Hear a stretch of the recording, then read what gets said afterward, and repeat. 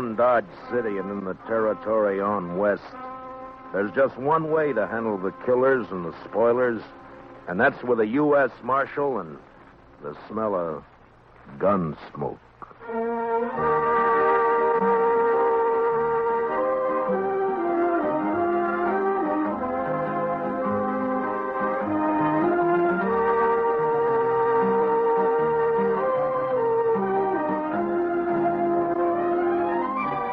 Gunsmoke, starring William Conrad. The story of violence that moved west with young America. The story of a man who moved with it. Matt Dillon, United States Marshal.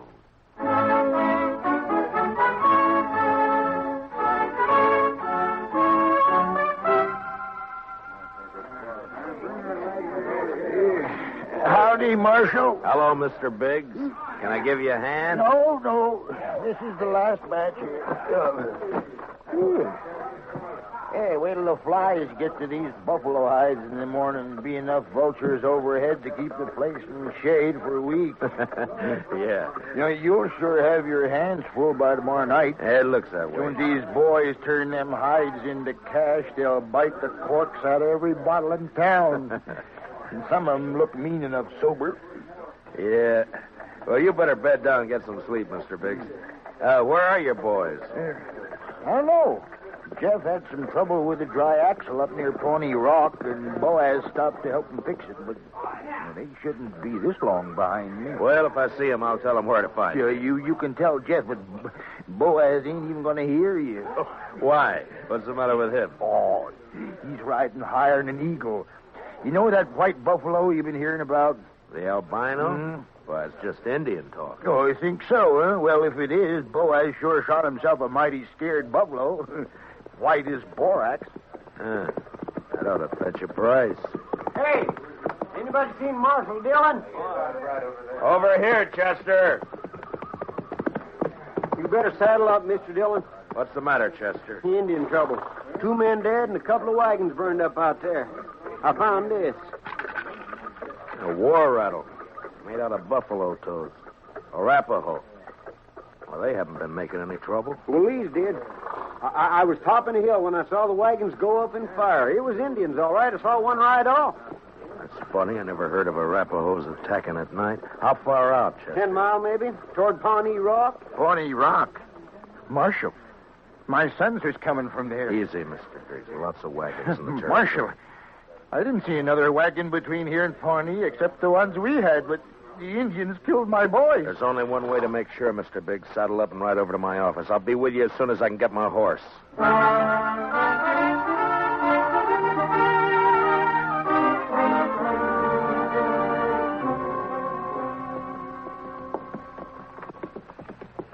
I cut back through those button willows over there when I spotted the wagons being fired. We must be close to it, then. Just over there.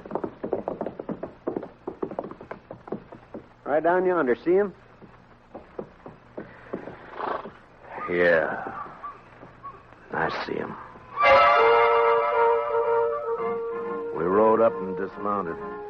The last glint of hope in Mr. Biggs' eyes died. His boys were there, all right. And it wasn't nice to see. I'll kill him. I'll get him for this. I'll murder every redskin in the territory. We got to bring your sons in, Mr. Biggs. You know what the morning's going to be like. You don't want to leave them out here. Now, come on. Hey, look. Down there by the stream. Yeah, 4 of them. They're not saddle horses. Mr. Biggs. Mr. Biggs. You recognize those horses down there? Yeah. I know them. Teams belong to Boaz and Jeff. Indians must cut them loose from the wagons before they fired. Doesn't that seem curious to you, Chester? In what way, Mr. Dillon? Why didn't they take the horses with them? Yeah. What are you thinking, Marshal? No burned hides in those wagons. So they stole them. Yeah, they stole them. But Boaz and Jeff both have their rifles there beside them, and the horses are left behind, too. Horses and guns are the first things Indians would go for. What are you looking for, Mr. Dillon? Those buffalo hides weren't carried off without wagons. Yeah, here. Marks the 2 other wagons here, and they're fresh. I didn't see any other wagons, only these. Well, they'd finished and gone before you got here, Chester. Well, yeah, but I'd have caught up to any wagons on the trail to Dodge. Did you go by regular trail? Well, no, I figured the Indian I saw wasn't alone. I didn't want to get bushwhacked further on. You didn't see any Indian, Chester. But, Mr. Dillon, just as plain No Indian would leave guns and horses. This job was done by white men. They didn't take anything that could be recognized or identified. You mean somebody's in Dodge by now? With the hides my boys worked and sweated to get? I'm afraid so, Mr. Biggs. Well, there'd be more than 300 buffalo hunters there by morning. Could be any of them. We'll find the right ones. Oh, how? The albino. Whoever killed your sons will have that white buffalo hide.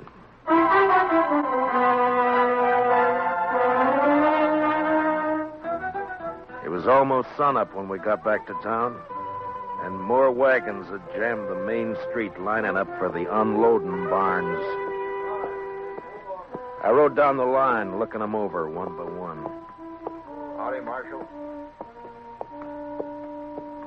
Some of the men would take their money, drink it up, and drift away. Few would stay long enough to be buried on Boot Hill. Then suddenly a wagon driver up ahead pulled out a line. Oh, hey, wait a minute, Jim. Oh, hold it there. Take your hands on that team. I'll take my hands off as soon as you get back to your place. Oh, I'm tired of waiting now. Let go of that bit, mister. Don't do that, stranger. Get your hand away from that gun. Well, now, knows any law around you. There is, so don't try making your own. You got no right grabbing my team. I got plenty right when he tries to horn in front of me, Marshal. That's a lie, Marshal. He cut Never his mind. blood. You both want to cool your heads out in jail? Now, what's your name? Tennessee's good enough. A lot of people from Tennessee coming into the territory. Most of them are pretty peaceful. That sounds like you're saying I'm not. You move pretty fast for that gun. Man can lose his temper. You lost yours 4 times, according to the notches you've carved into that gun butt, but don't try for number 5, not here. How about you? What do you call? Charlie Kell. Charlie Kell, huh? They ever call you Chuck? No, Heard of a Chuck Kell a couple of years back, come from Kentucky. not me. Man I heard about was a gunfighter, so he never wore gloves. See, you don't either. It's pretty rough on the hands. Thanks, Marshal.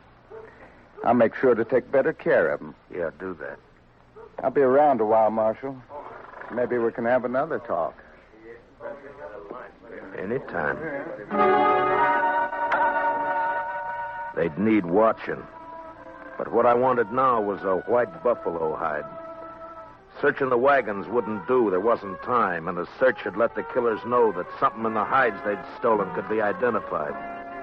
The time to find out would be when the buyers checked them. I got Biggs and Chester to cover 2 of the unloading barns, and I covered the 3rd one. And then finally daylight came, and the haggling started. Son, you want to sell those hides? Better learn how to handle your skinning knife a little better. They're as good as any. They're full of holes, they ain't. Give you $4 a hide for the bunch. You gave that last fellow 8. He looked tougher than you. 6. I'll take 6. 4. Take it or leave it. You think you can rob me, mister? Watch your mouth, boy. Here, none of that. Let me go! Easy, son. Go! Let me have that gun just so you won't be tempted. There, that's better. Give me that. Give it back. You can pick it up at my office whenever you're ready to leave town. Yeah, you look like a city boy to me. Where are you from? St. Louis? None of your business. When something's got you beat, son, there's no shame to admitting it and going home. Sometimes that takes a real man. Don't tell me what to do. Why don't you watch your own job? Why don't you leave me alone, Marshal? I ain't got a white buffalo hide.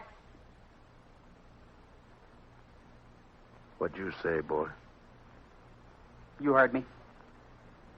What do you know about a white buffalo hide? What everybody else knows. That you're looking for one. Everybody in town knows it. How? Because the old man whose sons were bushwhacked is all liquored up over at the other barn, shooting off his mouth.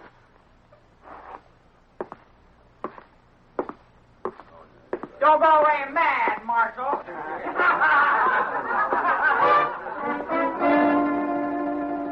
Mr. Biggs wasn't at the barn where I'd left him. I cut through an alley to Front Street and headed for the saloons. I never got to him. Mr. Dillon? Mr. Dillon? What's the matter, Chester?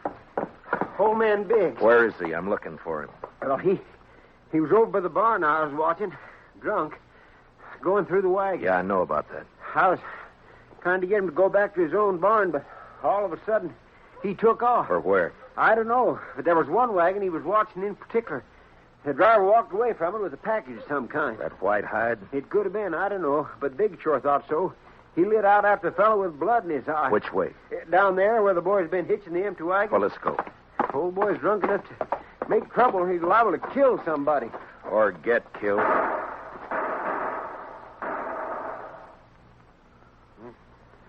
Too late, Mr. Dillon. Yeah. It came from there behind that row of wagons. You stay here, Chester. Be careful, Mr. Dillon. When I rounded the corner wagon, Mr. Biggs was sprawled across a wagon tongue, his eyes dead and open, staring at the ground. And standing over him was Tennessee, a smile on his face, and his gun extended to me butt first. Looks like I'm in the mighty trouble, Marshal. He's dead, Tennessee. That's more than a mite. You take my gun for a while. You mean until after you hang? Wasn't figuring to be that serious. Not when a drunk follows me out here and throws down on me. If you're figuring on self-defense, forget it. Look at his gun. It isn't even cocked. Well, it's out of his holster, Marshal. That's enough. Law don't say I have to wait till he kills me. You'll have to make a jury believe that. No, you shouldn't have much trouble doing that, Marshal. What are you doing here, Mr. Kell? Oh, I just happened to follow Tennessee out here. Why? Well, you broke up our little argument in town. Thought I'd get him alone here. See if maybe he was still nursing a grudge he wanted to settle. But the old man beat me to it. Now, Tennessee here ain't exactly a friend of mine, as you know, but I hate to see any man hang when he ain't guilty. Is that your personal verdict, Mr. Kell? That's right, Marshal. The old man threw down on him, and Tennessee had to kill him in self-defense. Chester, Yes, sir, Mr. Dillon? which one of them had the package? This one. This is the fellow the old man was after. All right, Tennessee, where is it? I don't know anything about a package. Look in the wagon, Chester.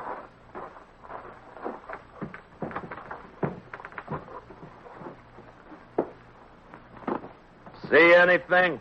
Nothing here. I reckon you can give my gun back to me now. All right, Tennessee. Here. Thanks. But if you decide to use it again while you're in Dodge or any place else in Kansas, I hope I'm there when you do. Well, now, don't you fret, Marshal. I'm sure you will be.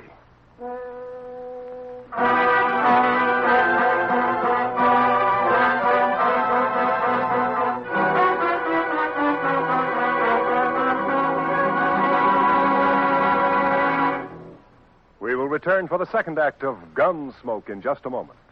But first, action, excitement, thrills. That's Gangbusters. Gangbusters helps to fight crime by fearlessly naming the criminals.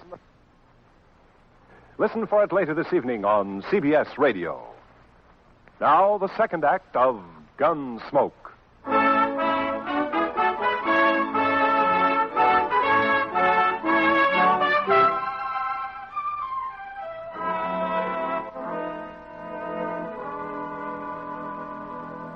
Just before sundown, we buried old man Biggs and his two sons up on Boot Hill. By the time the service was over and I rode down, darkness had fallen, Everything was going full blast. The town was roaring. Seemed like a good man, old Biggs. He was, Chester. So were his boys. Yeah, but there are too many men like Tennessee and Cal coming in, Mr. Dillon. They won't last, Chester. They'll keep coming, but they won't last. They'll take a gun and go against a man, but they won't sweat. They won't take root and build. We still going to look for that hide? Yeah. Or just what do you want me to do, Mr. Dillon? Tennessee and Kell will be in town, but their wagons are back there with the other empties. Ride back and look them over. Oh, they might have had somebody carry that package off for them. It might be, but they don't seem like partners, Mr. Dillon. From what I heard, you stopped them from gunfighting. Took more than one man to kill the Biggs boys, and more than one man and more than one wagon to cart the hides in. Well, you mean they staged that trouble just for you? Just for me. After they heard I was looking for that white hide. Well, why do you figure that, Mr. Dillon? When gunfighters start for their guns, nothing stops them, Chester. They both started, but they both stopped. I reckon you better take a look through those wagons. Yes, sir, Mr. Dillon. Where'll I meet you? I'll be checking the saloons.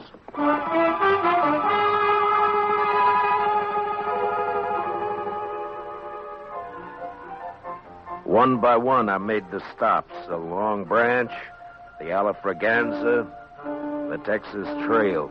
And one by one, they got quieter as I went in. As though each place was holding its breath, waiting for something to happen. The last place was a Mexican hangout. A long, dark walk.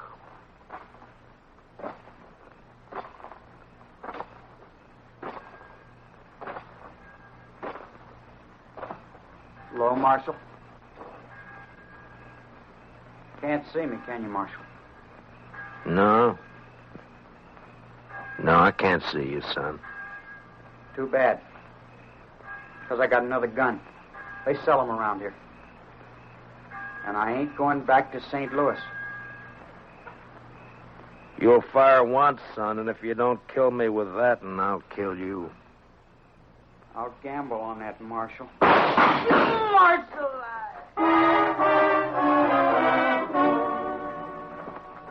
He lurched from the shadows into the street, staggered, and fell.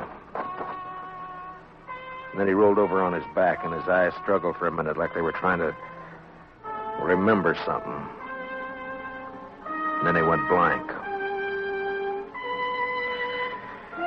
Well, he was right about one thing. He wasn't going back to St. Louis. Well, what do you know? The marshal's real handy with a gun. Stay out of this, Kel. But I may have something to talk over with you later. Meaning what? If you don't know, then you got nothing to worry about. I've been hearing a lot about how fast you are with a gun, Dillon. Anything to it? I'm still alive. Yeah. This your hobby, shooting kids? He was old enough to try to kill me. I don't like it, Marshal. That's too bad, Mr. Kell. The Chuck Kell I heard about would have loved it. They said he'd killed 2 kids under 16, one of them his own brother. No, you didn't hear the whole story, Marshal. The Kell you heard about killed a marshal, too.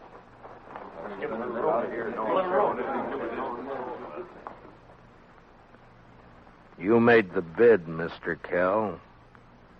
And you got a gun. Use it or I'll take it away from you. Come and get it. Anytime. Here it is.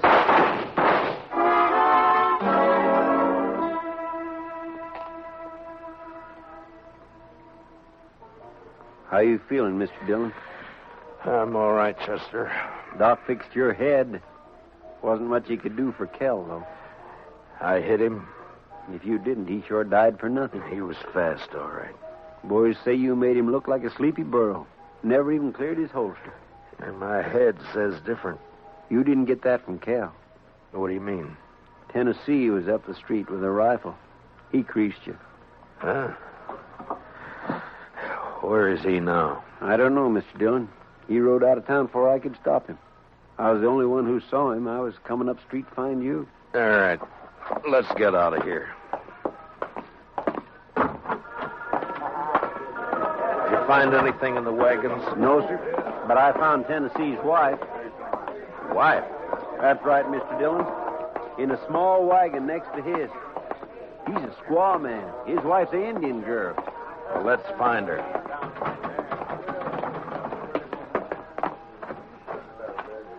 All right, Chester. Which way? Edge of town, Mr. Dillon. Well, let's go.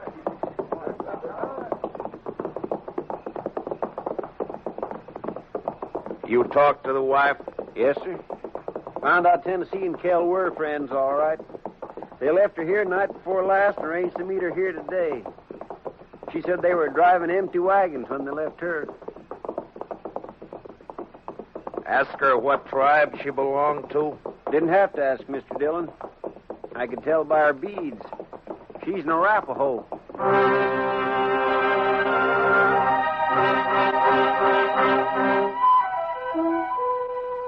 She was there, all right. Crouched by the wheel of a wagon. Her face was bloody, and she stared into a small campfire, rocking back and forth without a sound. She wasn't beat up when I left her, Mr. Dillon. Where's your husband? He gone.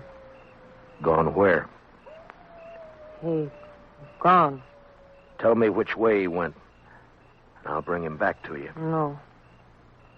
You lawman. Your husband had a white buffalo hide, didn't he?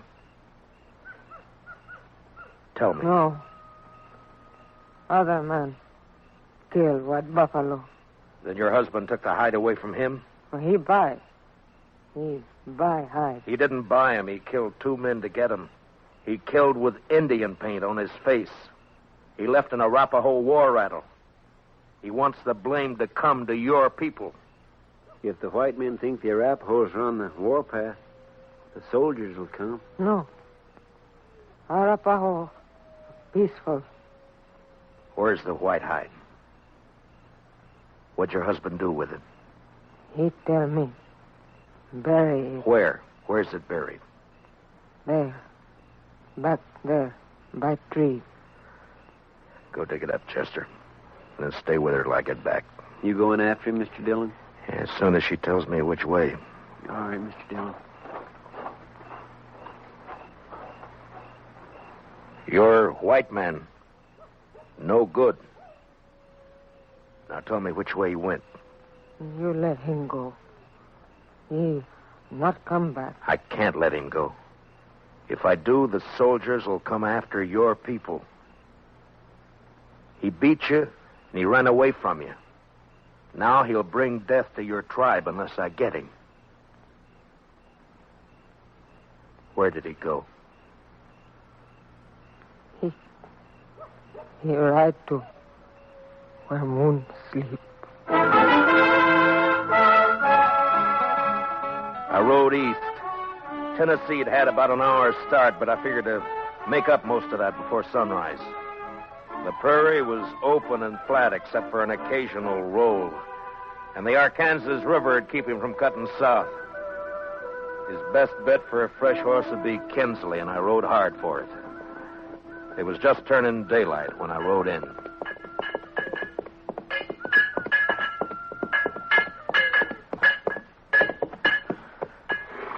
Well, howdy, Marshal. Morning. Good morning. Got a place I can water my horse? Trough right there. Just let him loose. He'll find it. Thank you. Looks like you come a long way. Dodge. Another fella here just a few minutes ago been riding hard, too. He come from up Pawnee way, though. Tall, dark, riding a vinegar roan? Yeah, that's right. You get a fresh horse here?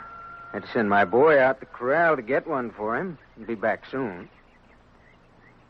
You mean he's still here in town? Yeah. Asked about breakfast, so I sent him over to the Widow Hilliard's place. Right over there, across the road. Thank you. I'll be back. Say, you after that fella, Marshal?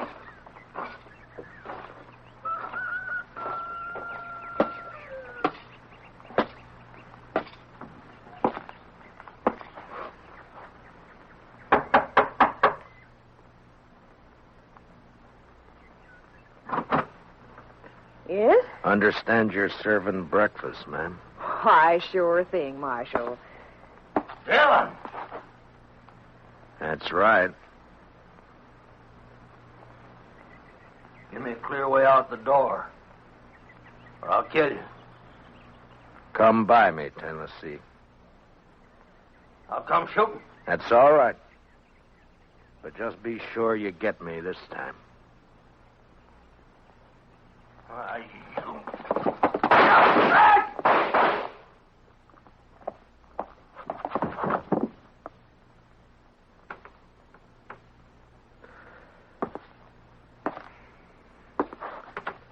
You hurt, ma'am?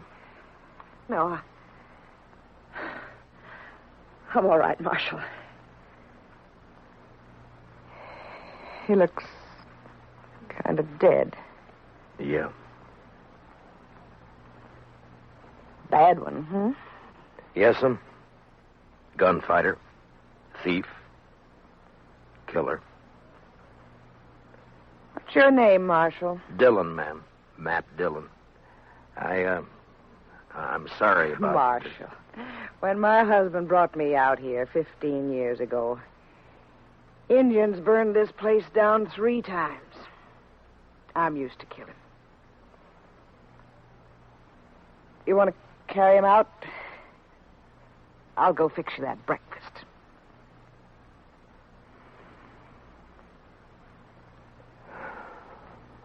Thank you, ma'am. It's a long ride back to Dodge.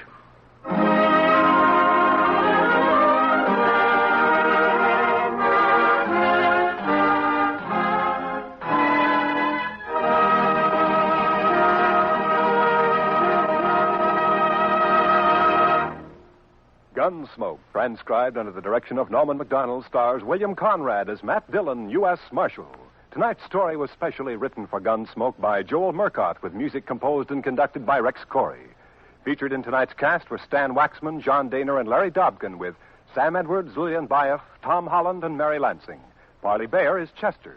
Join us again next week as Matt Dillon, U.S. Marshal, fights to bring law and order out of the wild violence of the West in Gunsmoke.